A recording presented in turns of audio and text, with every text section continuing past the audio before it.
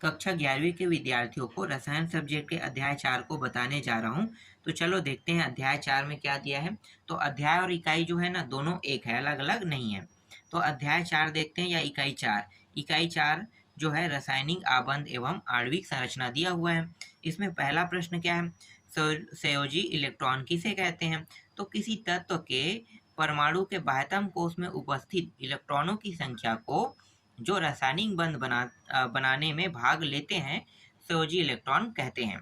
दूसरा प्रश्न है, रासायनिक आबंध क्या है, इसका निर्माण समझाइए। तो दो या अधिक तत्वों के परमाणु अपना अष्टक या द्विक पूर्ण करने के लिए आपस में इलेक्ट्रॉनों का स्थानांतरण या साझेदारी करके रासायनिक आबंध का निर्माण करते हैं। इस प्रकार इलेक्ट्रॉनों के स्थानांतरण से आयनिक बंध तथा साझेदारी से सहसंयोजी बंध बनते हैं।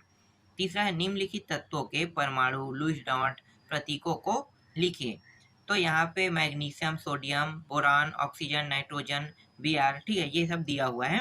तो यहाँ पे देखो, ये है इसका इलेक्ट्रॉनिक विन्यास 282, 281, 23, 26, 25, 28, 18, 7 इनका है। ठीक है, आगे देखते हैं। इसे हम लुईस बिंदु प्रतीक कहते हैं, जिसमें एक्स्ट्रा जो इलेक्ट्रॉन होता है इसे इस प्रकार से बताया जाता है। तो देखो, ये अष्टक पूर्ण है, ये 1 बताएगा, यहाँ पे 3 बताएगा, इसमें 6 है तो 6 इस तरह से, 5 पीछे में तो 5, और इसमें 7 पीछे में 7 इस तरह से। ठीक है, ये ओरिजिनल आंसर है, ना कि ये ऊपर वाला। संकरण को परिभाषित कीजिए। क्या होता है संकरण। तो देखो, एक परमाणु के लगभग समान ऊर्जा वाले विभिन्न कक्षों के मिश्रित होकर उतनी ही संख्या में समान ऊर्जा एवं समान आकृति वाले नए कक्षकों का बनना संकरण कहलाता है। इसमें नए बने कक्षक संकरित कक्षक कहलाते हैं। पांचवा प्रश्न, किस प्रकार के अतिव्यापन से सिग्मा बंध बनते हैं। SS, SP, PP अक्षीय अतिव्यापन से सिग्मा बंध बनते हैं। छठवां प्रश्न है, यद्यपि अमोनिया और जल अणुओं की ज्यामितीय विकृत चतुष्फलकी होती है, परंतु जल में उपस्थित आबंध कोण अमोनिया से कम होता है, विवेचना कीजिए। तो उत्तर है, अमोनिया तथा जल में बंध कोण में अंतर का कारण 1p तथा bp की संख्या में अंतर है। अमोनिया में n पर 1p और 3bp, जबकि जल में ऑक्सीजन पर 21p तथा 2bp है। अतः हाइड्रोजन मतलब जल ही बोलो इसे, में 1p और 1p प्रतिकर्षण अधिक होने के कारण जल में बंध कोण 104.5 अंश, अमोनिया में 107 से कम होता है। तो अमोनिया में 1p bp प्रतिकर्षण होता है। BeH2 अणु का द्विध्रुव आघूर्ण 0 होता है, यद्यपि BeH आबंध ध्रुवी होता है, क्यों। उत्तर क्या लिखना है, तो इसका उत्तर मैं आपको दिखाता हूँ। ये वाला उत्तर आपको लिखना है। ठीक है, BeH2 अणु 180 अंश आबंध कोण वाला एक रेखीय अणु जिसमें HBeH होता है, यद्यपि BeH आबंध Be और H परमाणु के मध्य वैद्युत ऋणता अंतर के आधार पर ध्रुवी होते हैं तथा आबंध ध्रुवता एक दूसरे को निरस्त कर देती है। अतः अणु का परिणामी द्विध्रुव 0 होता है। आठवां प्रश्न, आबंध कोटि किसे कहते हैं। आबंध आणविक कक्षकों तथा प्रति आबंधी आणविक कक्षकों में इलेक्ट्रॉनों की संख्या में अंतर का आधा आबंध कोटि कहलाता है। आबंध कोटि या बंधन क्रम 1/2 कोष्ठक के अंदर NB - NA। देखो नौवां प्रश्न है, आणविक कक्षक सिद्धांत के आधार पर समझाइए कि Be अणु का अस्तित्व क्यों नहीं है। तो Be अणु का अस्तित्व क्यों नहीं है, तो उत्तर क्या लिखना है। उत्तर में लिखना है, B का परमाणु क्रमांक 4 है, मतलब बेरिलियम का परमाणु क्रमांक 4 है। इसका अर्थ है कि Be2 के अणु कक्षक के 8 इलेक्ट्रॉन भरे जाएंगे, अतः Be2 का अणु कक्षक विन्यास निम्न होगा, जैसे कि यहाँ पे दिखाया गया है। ठीक है, इसमें स्टार है, ये बिना स्टार के, इसमें स्टार लगा है। तो इस तरह से बना के बताया है। तो बंध क्रम कैसे बनेगा, 1/2 NB माइनस Na, तो 4 घट के 0 प्राप्त हो जाएगा। ठीक है, 10वां प्रश्न देखो, सामान्य ताप पर जल एक द्रव है जबकि H2S एक गैस है, क्यों? तो यहाँ पे देखो, जल में ऑक्सीजन परमाणु की परमाणु त्रिज्या छोटी व विद्युत ऋणता उच्च होने के कारण जल अणुओं के मध्य प्रबल अंतर अणुक हाइड्रोजन बंध पाया जाता है। अतः इसके अणु पास पास आ जाते हैं। अतः यह द्रव है, जबकि H2S में प्रबल, एक सेकंड, यहाँ पे दुर्बल कह रहे हैं ना, प्रबल नहीं है, दुर्बल वांडरवाल बल पाया जाता है, अतः यह गैसी है। ठीक है, आगे देखते हैं। इसके बाद 11वां प्रश्न देखो, हम आबंध स्थायित्व को आबंध कोटि के पदों में कैसे व्यक्त करते हैं? तो उत्तर देखो यहाँ पे बताया है, आबंध कोटि स्थायित्व 3, 2, 1, 945, 498, 158 दिया हुआ है।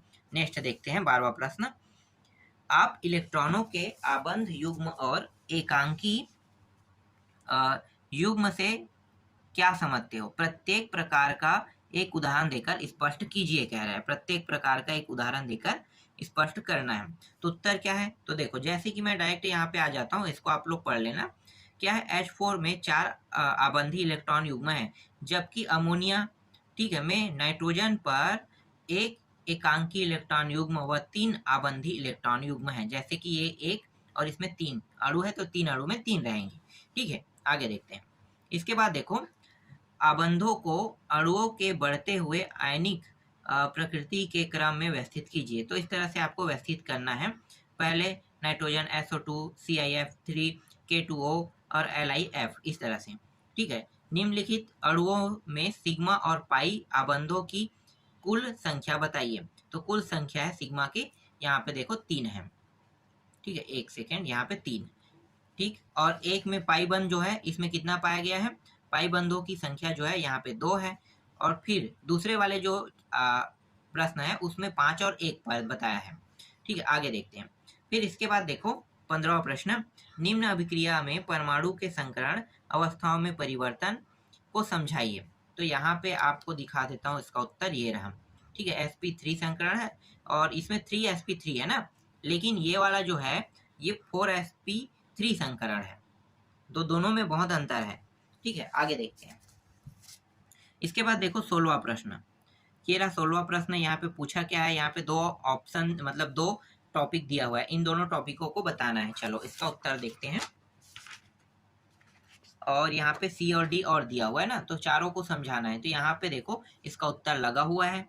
ठीक है, 17वां प्रश्न, और इसका उत्तर दिखाता हूँ। BF3 अणु का द्विध्रुव आघूर्ण 0 होता है, तो ये इसका उत्तर है। इसके बाद नेक्स्ट दिखाता हूँ 18वां प्रश्न, ग्लिसरॉल की श्यानता एथेनॉल से अधिक क्यों है? ठीक है, इसका उत्तर भी देख लो। फिर 19वां, बर्फ जल से हल्की होता है क्यों? ठीक है, इसका उत्तर आपको दीर्घोत्तरी में देखने को मिलेगा, कह रहा है, उसी समय मैं आपको बताऊंगा। अब लघुत्तरी प्रश्न में आते हैं। लघुत्तरी प्रश्न, सिग्मा तथा पाई आबंध में अंतर बताइए। तो ये सिग्मा और पाई है, इसमें अंतर आपको देखना है, तो इसका उत्तर देख लो। चलो आगे देखते हैं। देखो इस वाले प्रश्न का उत्तर यहाँ पे है, कार्बन डाइऑक्साइड के लिए और जल के लिए यहाँ पे सॉल्यूशन कर रहा है। ठीक है, तो दोनों के लिए जो बंध बन रहा है यहाँ पे आपको बताना है, दोनों के बंधों को। तो मैं आपको दिखा देता हूँ, ये रहा। ठीक है, चित्र आपको स्पष्ट दिखाई दे रहा है। चलो आगे देखते हैं। इसके बाद देखो विस्पर सिद्धांत में आते हैं। ठीक है, ये विस्पर सिद्धांत है, ये रहा। इसका पूरा नाम कई बार पूछ दिया जाता है। तो संयोजकता को इलेक्ट्रॉन युग्म प्रतिकर्षण सिद्धांत के नाम से भी जानते हैं। ठीक है, आगे देखो। इसके बाद ये वाला प्रश्न देखो, इसका उत्तर यहाँ पे लगा है, जैसे कि KS carbon, calcium, oxygen, aluminium, nitrogen दिया है ना। तो बंध कैसे बना रहा है? तो देखो यहाँ पे जो बाहरी कक्ष में है ये प्लस आवेश रहता है इसमें, और इसमें माइनस आवेश रहता है। तो बाहरी कोश में देखो कितने इलेक्ट्रॉन है, तो इसके बारे में यहाँ पे बताया, इसमें देखो। ठीक है, सब में। चलो आगे देखते हैं। इसके बाद देखो 5वां प्रश्न, क्या पूछा है? इसके अनुप्रयोग। तो ये इसकी परिभाषा है, और अनुप्रयोग कहेगा तो ये रहा अनुप्रयोग। ठीक है, अणु की ध्रुवता ज्ञात करना, बंध में प्रतिशत आयनिक गुण ज्ञात करना। इसके अलावा ये तीसरा है, देखो अणुओं की ज्यामिति ज्ञात करने में इसका उपयोग किया जाता है, कह रहा है। छठवां प्रश्न देखो, छठवां में एक आकृति बना हुआ है, ठीक है, कुछ इस प्रकार से। तो ये प्रश्न और इसकी आकृति को भी देख लो, ठीक है, ये इसका उत्तर है। और थोड़ा सा और है, उसी का हिस्सा है ये वाला, ठीक है। यहाँ तक हो गया, चलो आगे बढ़ते हैं। सातवां प्रश्न देखते हैं। सातवां प्रश्न देखो, सातवां प्रश्न और इसका उत्तर यहाँ पे लगा हुआ है, ठीक है। क्या है? कार्बन डाइऑक्साइड आयन के संदर्भ में अनुनाद के विभिन्न पहलुओं को स्पष्ट कीजिए। तो इसका उत्तर पूरा आपको दिखाई दे रहा है, ठीक है, ये रहा। और इसके बाद दूसरा जो हिस्सा है उसका और हिस्सा वाला उत्तर यहाँ पे है, ठीक है, थोड़ा सा है, ज़्यादा नहीं, इतना ही है। इसके बाद देखो आठवां प्रश्न में आते हैं। आठवां प्रश्न क्या है? आठवां प्रश्न में दिया एसपी कक्षक अतिव्यापन किसे कहते हैं? ये परिभाषा है। एसपी कक्षक अतिव्यापन के बारे अतिव्यापन के बारे में बताना है और एच एफ अणु का बनना बताना है, ठीक है। तो यहाँ पे देखो एच एफ अणु का बनना मैं दिखा देता हूँ, ये चित्र है, ठीक है। अब इसके एक और आकृति है ये वाला, इस आकृति को भी देख लो। नौवां प्रश्न में आते हैं। तो आयनिक बंध या वैद्युत संयोजी बंध किसे कहते हैं? उदाहरण देकर समझाइए, कह रहा है। तो ये रहा और इसका आधा हिस्सा यहाँ पे है, ठीक है, आधा हिस्सा। इसके बाद देखो 10वां प्रश्न, सहसंयोजी बंध को उदाहरण देकर समझाइए। तो सहसंयोजी बंध है और यहाँ पे क्लोरीन दे दिया है, ठीक है। इसका उत्तर मैं आपको दिखा देता हूँ, ये रहा। चलो आगे देखो। इसके बाद देखो द्विबंध है और त्रिबंध वाला उदाहरण देकर सहित समझाइए, कह रहा है। तो इसका उत्तर ये रहा और आधा हिस्सा यहाँ पे है त्रिबंध के लिए, ठीक है, ये त्रिबंध के लिए हल करना है। चलो नेक्स्ट देखो। इसके बाद देखो 12वां प्रश्न, हाइड्रोजन बंध, एक सेकंड दिखाता हूँ, ये रहेगा। हाइड्रोजन बंध किसे कहते हैं? यह कितने प्रकार का होता है? उदाहरण देकर समझाइए, ठीक है। ये रहा, कहाँ तक के है? यहाँ तक के, ठीक है। अब आगे देखो, लास्ट पॉइंट है यहाँ पे, यहाँ से यहाँ तक के, ठीक है, 2 पॉइंट हो गया। चलो 13वां प्रश्न देखते हैं। देखो 13वां प्रश्न यहाँ पे है, यहाँ से यहाँ तक किसका उत्तर है, ठीक है। इसको ये सभी प्रश्न पढ़ के देख लेना, क्योंकि मैं पढ़ के बताऊंगा तो वीडियो बहुत लंबा जाएगा, ठीक है, और समझाऊंगा तो और ज़्यादा जाएगा, इसलिए मैं समझा नहीं रहा हूँ, सिर्फ पढ़ के बता रहा था आप लोगों को। और 14वां जो प्रश्न है इसका उत्तर मैं आपको दिखा देता हूँ, ये रहा, ठीक है। दोनों में अंतर कह रहे हैं, ऐसे प्रश्नों को तो छोड़ना नहीं, अंतर वाले सबसे आसान होते हैं और कम समय में याद भी हो जाता है। फिर 15वां प्रश्न देखो, अनुनाद से क्या समझते हैं, ठीक है। इसका उत्तर मैं आपको दिखा देता हूँ, ये रहा। फिर 16वां में आते हैं। 16वां प्रश्न का उत्तर ये रहा, ठीक है,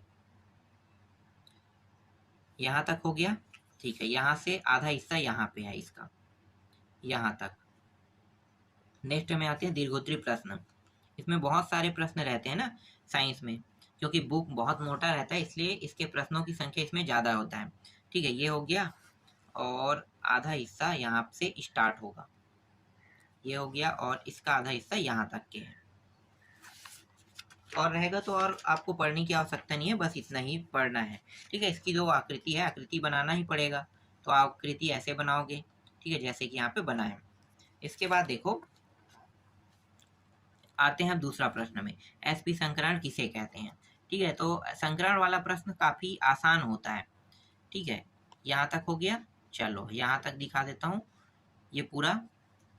इसके बाद इसका आधा हिस्सा जो है ना, इसमें ये रहा, और इसका आधा हिस्सा यहाँ तक, ये अंतिम है, ठीक। आगे देखते हैं। इसके बाद तीसरा प्रश्न देखो, तीसरा प्रश्न ये रहा, और इसमें जो पूछा है इसका उत्तर यहाँ पे लगा हुआ है, ठीक है। दीर्घोत्तरी प्रश्न है, मतलब इसका उत्तर बहुत बड़ा बड़ा रहेगा। तो ये ए पॉइंट का पूरा उत्तर था, अब बी पॉइंट का उत्तर दिखाता हूँ मैं, और बी वाला प्रश्न भी देख लो। ये बी वाला प्रश्न है और बी का उत्तर यहाँ तक के रहेगा।